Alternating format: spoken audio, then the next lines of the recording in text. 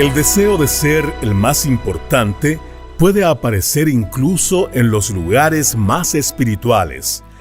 El anhelo de destacar, de ocupar el primer lugar, puede infiltrarse silenciosamente en el corazón del creyente. Bienvenido a Sabiduría para el Corazón con el pastor Stephen Davey en la voz y adaptación de Daniel Cuquín.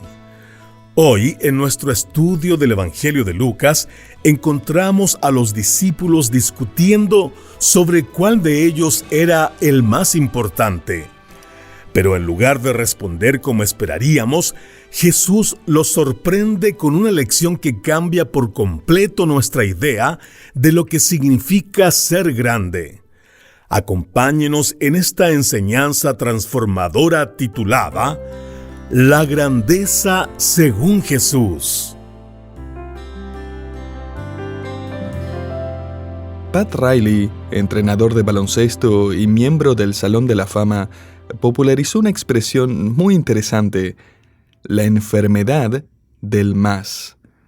Explicó que la mayoría de los equipos campeones, ya sea en fútbol americano, béisbol, baloncesto o hockey, rara vez salen campeones de manera consecutiva. La razón principal: el equipo termina derrotado desde adentro y no desde afuera. Según el entrenador, eso sucede porque los jugadores se empiezan a querer más. Y al principio ese más era simplemente ganar el campeonato. Pero una vez que lo consiguen, ya no es suficiente. El más se transforma en otras cosas: más dinero, más comerciales en televisión, más patrocinios, más elogios, más tiempo de juego, más atención de los medios. Y como resultado, lo que antes era un grupo unido de personas trabajadoras comienza a resquebrajarse. Los egos entran en escena. Los jugadores empiezan a sentirse como que tienen derecho a todo. El ambiente del equipo se vuelve tóxico y hasta los equipos más talentosos terminan fracasando. Querido oyente, si pudiera unirse al grupo de los 12 discípulos en Lucas capítulo 9, notaría que acababan de terminar lo que podríamos llamar una temporada soñada, llena de grandes victorias. Para este punto, su currículum de logros ya se veía bastante impresionante. 3 de ellos habían presenciado la transfiguración de Cristo en todo su esplendor. Su maestro había realizado milagro tras milagro. Las multitudes que los seguían crecían sin parar, todos querían conocerlos, querían estar cerca de ellos. El Señor también les había dado poder para realizar sus propios milagros y llevar a muchos al arrepentimiento a través de su predicación. Y la promesa del Señor de que serían honrados en el reino venidero ya era bien conocida. Estos hombres se habían convertido en verdaderas celebridades. Eran los escogidos, los cercanos, los exclusivos del Señor, los 12 originales. Y toda esa atención se les estaba subiendo a la cabeza. En su opinión, merecían estar en el equipo campeón del Señor año tras año. El orgullo empezaba a asomarse, como esas malas hierbas que permanecen ocultas durante el invierno y luego aparecen en primavera. Mire, tenemos muchas razones para estar agradecidos de que el Señor haya decidido revelarnos el pecado y el fracaso tan evidente de estos discípulos. El Espíritu de Dios no intentó maquillar su historial, ni siquiera el de los apóstoles cercanos del Señor. A ninguno se lo está pintando con una aureola brillante sobre la cabeza. Y sabe que eso nos llena de esperanza, porque significa que hay esperanza también para nosotros. Porque lo que ellos están a punto de decir puede sonar muy parecido a lo que tú y yo podríamos decir. Y el fracaso de ellos se parece bastante al nuestro. Como verás, lo que Lucas está por mostrarnos es cómo se ve la vida cuando todo gira en torno al yo, cuando el ego ocupa el centro de nuestra vida. No debería sorprendernos que el yo se escucha claramente en la palabra orgullo. Nos encontramos estudiando Lucas capítulo 9, donde el Dr. Lucas une 2 eventos que, aunque son diferentes, revelan el mismo pecado del orgullo. Veamos el primer evento en el versículo 46. Se suscitó una discusión entre ellos sobre quién de ellos sería el mayor. La palabra discusión aquí también se puede traducir como debate o razonamiento conjunto. O sea, los discípulos estaban debatiendo abiertamente entre ellos quién merecía recibir más atención. Exponían sus argumentos, sus razones, explicaban por qué creían que merecían que los trataran como verdaderas estrellas. Y esa conversación se estaba poniendo algo intensa. De hecho, el término que se usa aquí sugiere una charla bastante tensa. Y sin duda cada uno tenía razones para argumentar su propia grandeza. Por ejemplo, Andrés podría haber dicho que él era el que llevó a más personas a Jesús que todos los demás. Jacobo y Juan podrían haber alegado que eran primos de Jesús. Sus madres eran hermanas, así que lo conocían desde antes que nadie. Judas podría haber señalado que, como era el encargado del dinero, claramente lo estaban perfilando para un puesto alto en la administración. Pedro, por su parte, podría haber dicho que él había caminado sobre el agua. Claro que no duró mucho tiempo antes de hundirse, pero al menos fue el único que se atrevió a salir del bote. Y así sucesivamente. El Evangelio de Mateo nos dice que eventualmente llevaron esa discusión a Jesús y le pidieron que la resolviera. Mateo 18:1. Después de todo, estaban preparándose para el reino venidero, y estaban bastante seguros de que ya era hora de que Jesús les dijera quién estaría en la alineación titular. Pero sabe que en realidad era algo más que eso. La Biblia dice que se suscitó una discusión entre ellos sobre quién de ellos sería el mayor. ¿Lo notó? No querían saber quién llegaría a ser grande. Querían saber quién de ellos era el más grande. O sea, no les bastaba con formar parte de los 12. No les bastaba con ser grandes. Querían más. Querían ser los más grandes. Y cuanto más uno piensa en esa pregunta, más fea se vuelve, ¿verdad? No estaban debatiendo si alguno de ellos podría llegar a ser grande. O sea, ya habían llegado a la conclusión de que todos lo eran. O sea, sabemos que los 12 seremos grandes en el reino venidero. Así que la única pregunta que queda es, ¿cuál de todos nosotros será el más grande de todos? ¿Quién será el más importante? El número 1. El number one. Mire, no importa en qué idioma hable o en qué parte del mundo viva, siempre existe esa tentación de decir yo soy el número 1. Así que, Señor, según tu opinión experta, ¿cómo nos calificarías de menor al mayor? El teólogo Bruce Barton hizo una observación interesante, que los discípulos estaban ignorando por completo la advertencia de Jesús sobre su muerte. O tal vez sí le creyeron, y eso fue lo que los llevó a preguntarse ¿quién quedaría a cargo cuando Jesús muriera? O sea, ¿quién tomará el mando? Sabemos que todos somos importantes, pero el liderazgo debería quedar en manos del más grande, ¿no? ¿Quién va a ser? Recientemente leí el caso de un psicólogo en Michigan que trabajaba con pacientes internados que sufrían de delirios de grandeza. Con el tiempo publicó un libro sobre sus experiencias. Contó que tenía 3 pacientes que estaban convencidos de ser el Mesías. Cada uno de ellos creía sinceramente que lo eran, y no había manera de hacerlos entrar en razón, o ayudarles a aceptar su verdadera identidad. Así que al psicólogo se le ocurrió una idea: reunir a los 3 en una especie de terapia grupal mesiánica. Su esperanza era que, al conversar entre ellos, empezaran a cuestionar sus creencias. Pero eso no salió exactamente como esperaba. Reunió al grupo, los sentó y le preguntó a uno de ellos, ¿por qué no nos dices quién eres?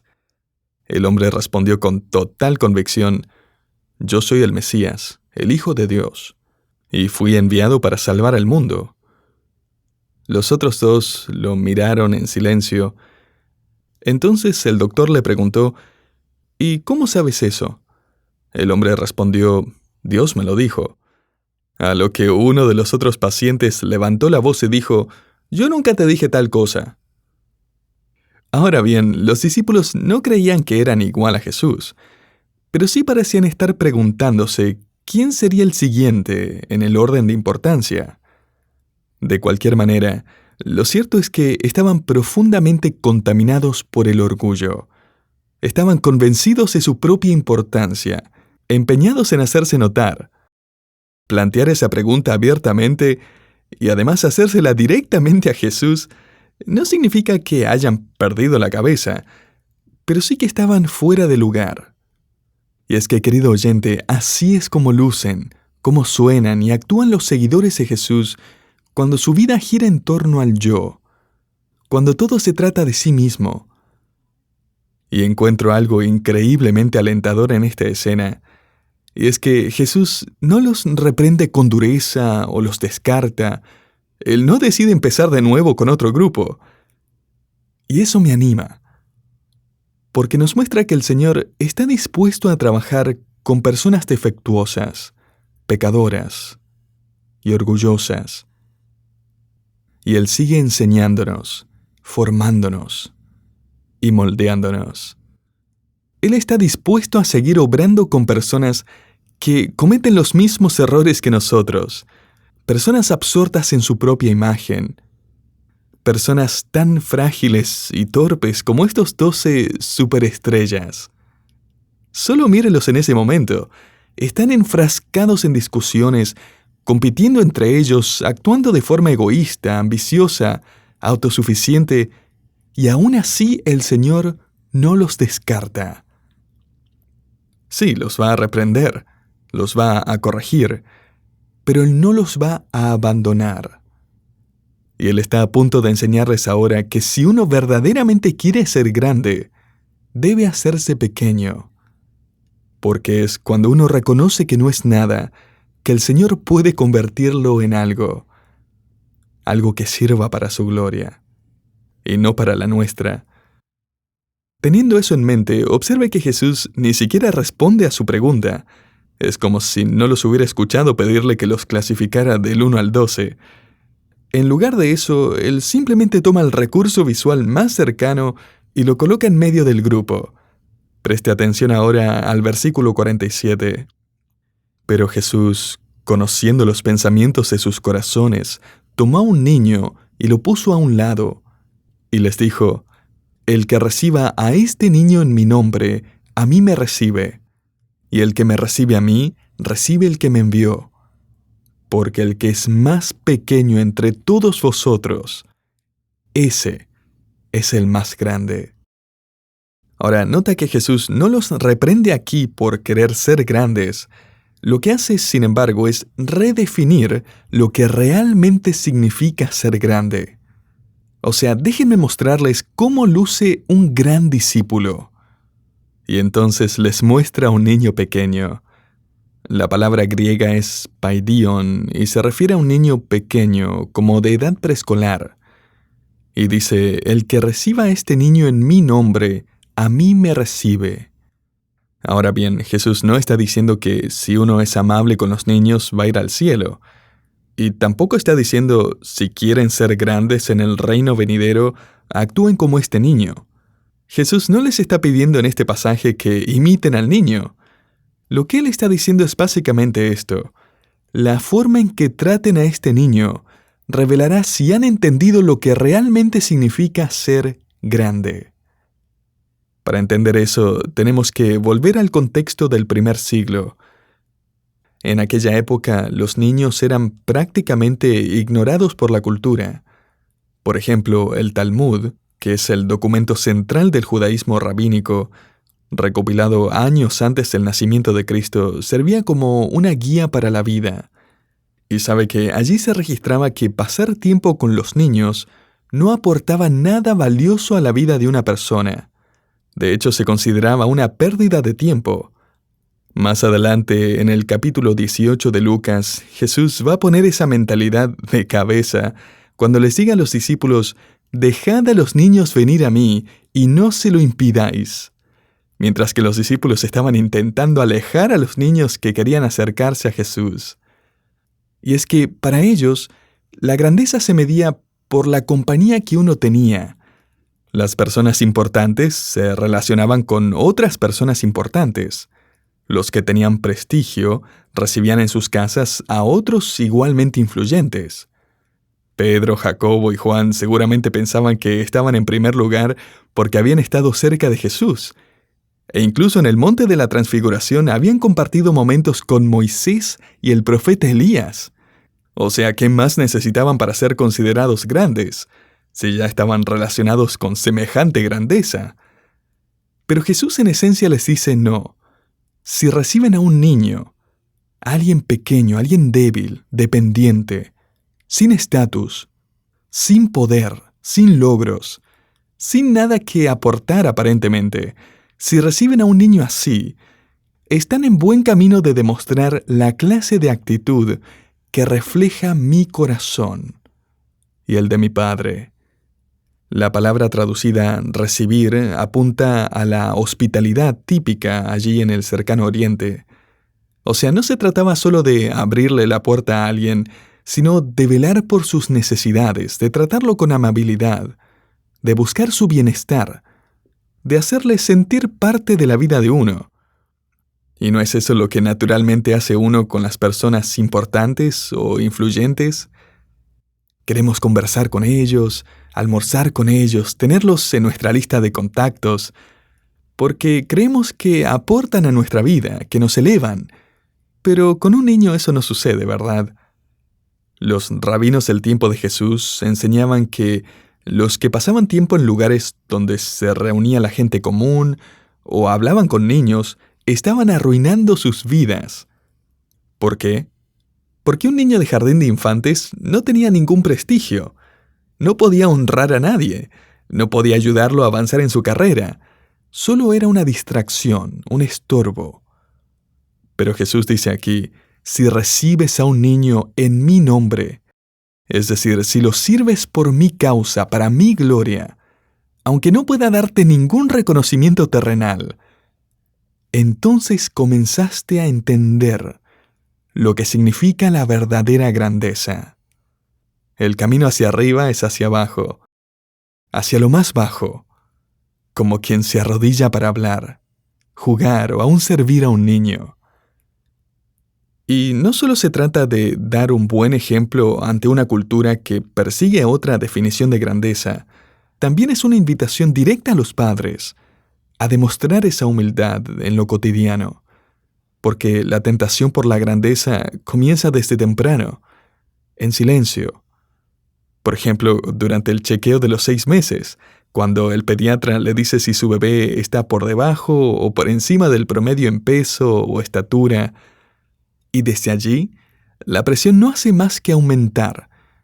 La presión para que nuestros hijos estén al nivel, o mejor aún, por encima de los demás. En su libro titulado La carrera americana por hacer que sus hijos sean campeones, el autor Tom Farrey documenta cómo en Estados Unidos muchos padres presionan a sus hijos desde muy pequeños para que lleguen a ser grandes. Cuenta que, por ejemplo, niños de 11 años están firmando contratos profesionales para jugar deportes, niños de 8 años jugando 75 partidos de béisbol al año, niños de 5 años jugando fútbol todo el año, niños de 6 con entrenadores personales, niños de 9 con técnicos profesionales, gimnastas de 4 años compitiendo para las Olimpiadas Juveniles, niños de 3 años en su tercer año de clases de natación, niños de 2 años con palos de golf hechos a la medida. El autor incluso relata que mientras estudiaba este tema tomó una muestra de ADN de su hijo de 1 año, una muestra tomada de su saliva, y la llevó hasta Australia, donde una empresa le ofrecía analizar su genética para determinar en qué deportes tendría más potencial. Y quizás usted piense, no, pero eso ya es demasiado. Pero déjeme preguntarle, ¿se preocupa usted internamente cuando su hijo de 4º grado no está leyendo al mismo nivel que el hijo de su vecino? ¿Habla usted con el entrenador si cree que su hijo no está jugando lo suficiente? ¿Lo presiona para que entre en un mejor equipo? ¿O se enoja si no lo logra? ¿Se queja si no le dan un papel principal en la presentación de la escuela o si no entra en la selección del club? ¿Llamó alguna vez al director porque no pusieron a su hijo con el profesor que usted quería? ¿O llamó al maestro porque su hijo no sacó una nota más alta? ¿Tiene usted conversaciones con su hijo en las que, aunque no lo diga abiertamente, termina comunicándole que él es mejor que los demás? Mire, esa clase de presión moldea a nuestros hijos según la definición de grandeza del mundo. ¿Qué tan inteligentes son? ¿Qué tan atléticos? ¿Qué tan populares? ¿Qué tan talentosos? ¿Qué tan por delante están de los demás niños? Miren a mi hijo, él sí es el más grande. Pero Jesús está redefiniendo la grandeza. No se trata de estar por delante de los demás, sino de ponerse en último lugar. Ser el más pequeño, el que no busca sobresalir. Así que padres, mostrémosles lo que realmente significa ser grande. Que la verdadera grandeza no siempre se ve en los escenarios o con reconocimientos. Muchas veces se ven personas comunes y corrientes, que viven su vida para honrar el nombre del Señor, para su gloria, para su fama, para su honra. Con eso en mente, Lucas nos lleva al segundo evento, donde una vez más se manifiesta el orgullo de los discípulos. Leemos en el versículo 49, Juan respondió, «Maestro, vimos a uno que expulsaba demonios en tu nombre y tratamos de impedírselo, porque no anda con nosotros». Pero Jesús le dijo, «No se lo impidan, porque el que no está contra ustedes está a favor de ustedes». Si lo recuerda, hace poco, 9 de los discípulos habían fracasado al intentar expulsar un demonio. Jesús tuvo que encargarse de eso personalmente. Y ahora de pronto aparece alguien que no conocen expulsando demonios con éxito. ¿Y cuál fue la reacción de los discípulos? Trataron de detenerlo. ¿Por qué? Porque no era parte de su grupo.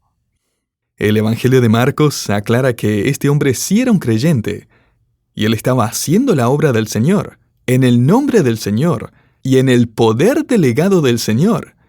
Él estaba liberando a personas oprimidas y lo estaba haciendo bien. Pero no había sido aprobado por el club. No tenía ningún permiso oficial otorgado por los 12 discípulos. No formaba parte de su círculo cercano. No estaba usando su uniforme, por así decirlo. Y para colmo estaba teniendo más éxito que ellos. Mire, los discípulos estaban celosos, así de simple.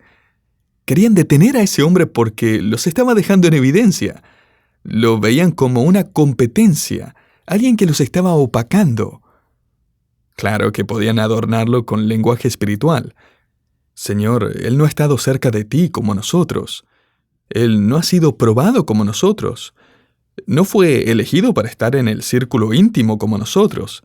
Seguramente no puede ser usado como nosotros. Pero el Señor lo estaba usando. Y la verdad es que no podían soportar verlo prosperar fuera de su grupo. El pastor Warren Wiersbe comentó sobre este pasaje: los creyentes que piensan que su grupo es el único que Dios bendice y usa, se van a llevar una gran sorpresa cuando lleguen al cielo. Querido oyente, este es el contexto. Los discípulos están obsesionados con ser los más grandes. Y ahora aparece un hombre que ni siquiera forma parte de su círculo cercano y está teniendo más éxito que ellos. Y eso es lo que los incomoda. El punto es claro. Ese hombre los estaba haciendo quedar mal. Así que tenemos que detenerlo. Él va un paso más adelante. Querido oyente, ¿cómo reaccionas tú cuando quedas en segundo o tercer lugar? ¿O en el último? ¿Qué pasa cuando no somos los mejores en lo que hacemos? Esta semana el Señor me puso a prueba con esta enseñanza. Estaba estudiando este mismo pasaje cuando recibí un correo de uno de nuestros líderes que contaba que habló con una persona que había visitado nuestra iglesia por primera vez. Después de la reunión, alguien le preguntó qué le había parecido, a lo que el visitante respondió: «La música estuvo muy buena». Luego le preguntaron: «¿Y qué tal el mensaje?» «He escuchado mejores». Mire, el Señor nos manda a tomar nuestra cruz cada día. Y eso no significa otra cosa que morir al yo, cada día, para vivir para Cristo. Y esa idea va totalmente en contra de la definición de grandeza que promueve el mundo, porque la verdadera grandeza se manifiesta en la humildad, en la gracia con la que tratamos a los demás. ¿Cómo tratamos a las personas que no suman nada a nuestro prestigio? ¿Cómo reaccionamos cuando alguien va delante de nosotros en la fila? ¿Cómo respondemos ante los que no forman parte de nuestro círculo cercano?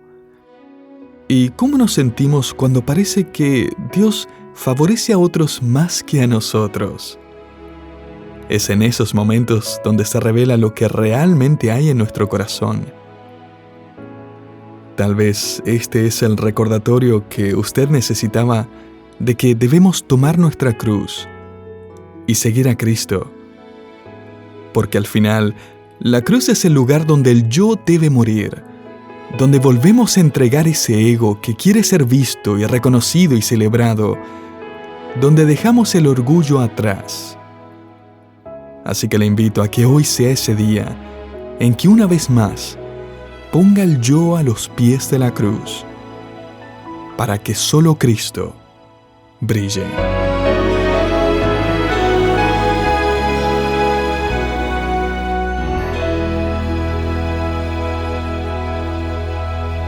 Hoy vimos cómo Jesús corrigió con ternura a sus discípulos y con esa misma gracia nos llama a rendir cada ambición personal para vivir en humildad y servicio. Si ese también es su deseo, lo invitamos a seguir creciendo con nosotros. Gracias por acompañarnos en Sabiduría para el Corazón, una producción del Ministerio Sabiduría Internacional. Hoy escuchamos el programa titulado La Grandeza según Jesús, que forma parte de la serie del Evangelio de Lucas en el centro de atención. Para más información, le invito a visitar nuestra página web sabiduriainternacional.org. Allí encontrará todos nuestros programas y la opción para descargarlos gratuitamente. También descubrirá varios recursos bíblicos pensados para fortalecer su fe. Le esperamos en el próximo programa aquí en Sabiduría para el Corazón.